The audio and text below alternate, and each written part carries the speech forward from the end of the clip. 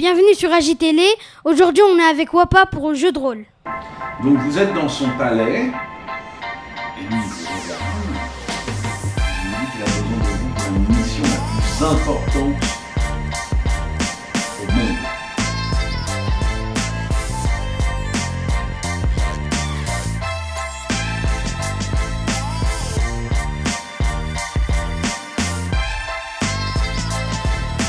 Ok, t'appuies dessus. C'est une question. Oui, tu appuies dessus? Oui. Ok, tu appuies dessus, une alarme retentit.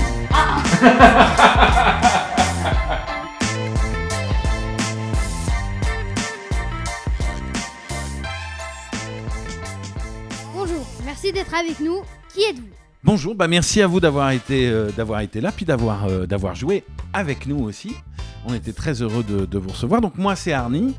Normalement, je réalise l'émission qu'on fait là. Et puis là, j'ai été votre maître du jeu parce qu'on est ici pour parler de WAPA, qui est une association qui travaille en fait à la ludification des savoirs, c'est-à-dire trouver des façons d'apprendre en s'amusant, notamment à travers le théâtre ou le jeu de rôle. Et c'est pour ça qu'on est là. Où est-ce qu'on est? Ici, on est au Dojo et à l'Atelier 44, qui sont en fait des partenaires de WAPA depuis un petit moment. Et ça fait partie des endroits où on fait des parties. Il y a plein d'autres endroits où on se réunit. Notamment, on fait des parties aussi au Meeples. On fait des parties à plein d'endroits en fait. On est une association un petit peu nomade comme ça. Voilà. On va à plein d'endroits différents. Pourquoi le jeu de rôle?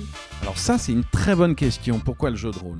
Le jeu de rôle, c'est une façon de jouer ensemble qui permet autant de trouver des façons de parler, de communiquer, d'inventer, d'imaginer.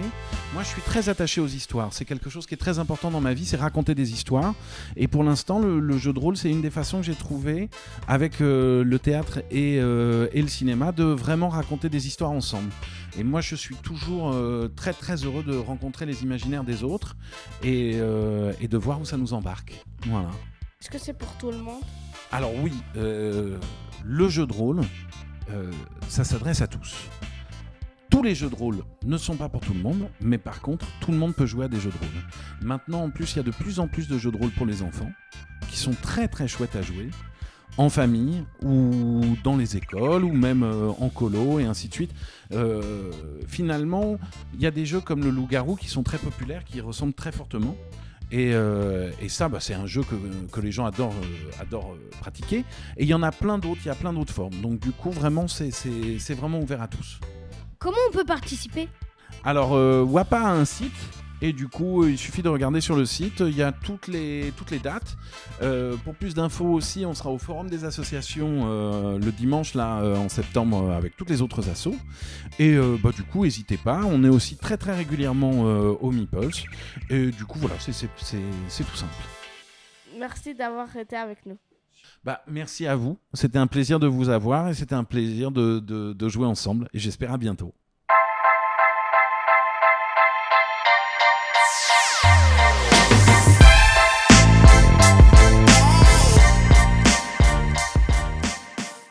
C'est le moment de notre rubrique jeu. Bonjour. Bienvenue au Café des Meeples. Aujourd'hui, on va jouer à Draftosaurus. le principe du jeu, faire qu'un parc à dinosaures. Pour cela, dans votre main, vous allez avoir des dinosaures.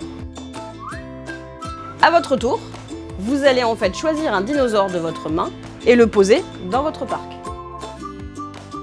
À la fin du tour, on va passer les dinosaures à son voisin. En fonction de où on a placé les dinosaures, on aura des scores différents. Au début d'un tour, le joueur actif, Lance le dé. le dé, impose des contraintes aux autres joueurs. Quand on a posé 12 dinosaures, c'est la fin de la partie. Celui qui a le plus grand nombre de points Gagne la partie.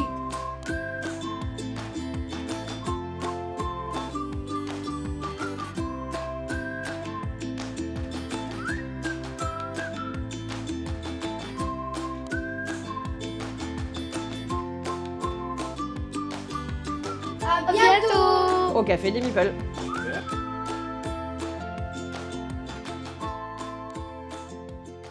Aujourd'hui, on est allé voir voir l'exposition Cosmos au Palais des Papes.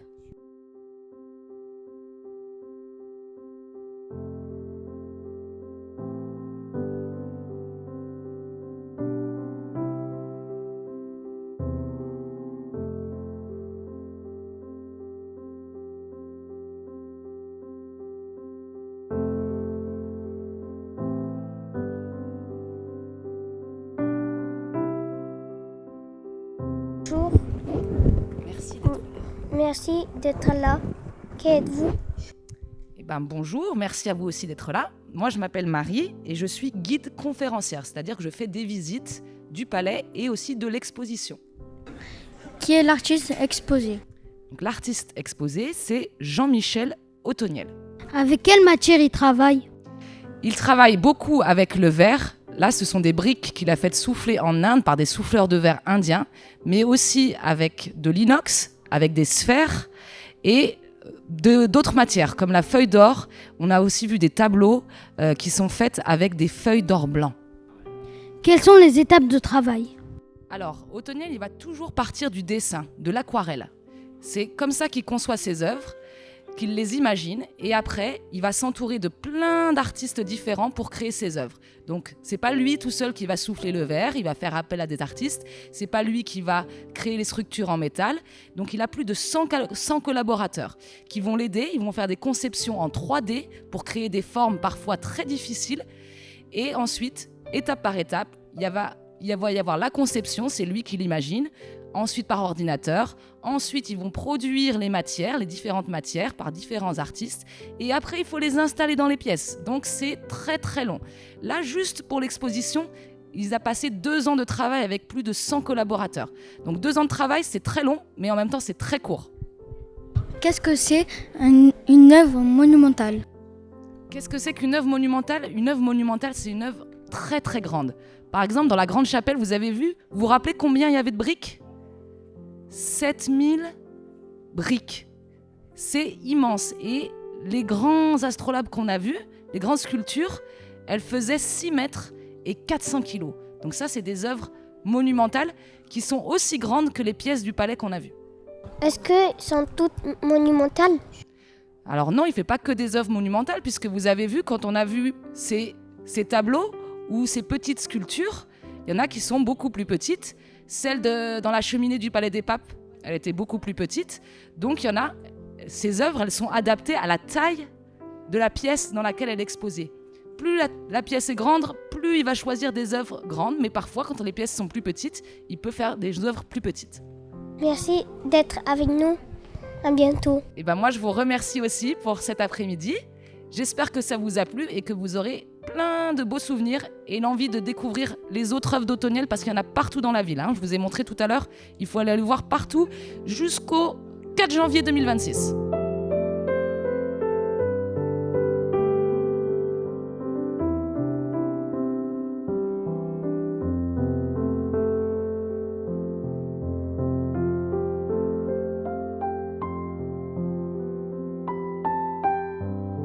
À bientôt sur AG Télé.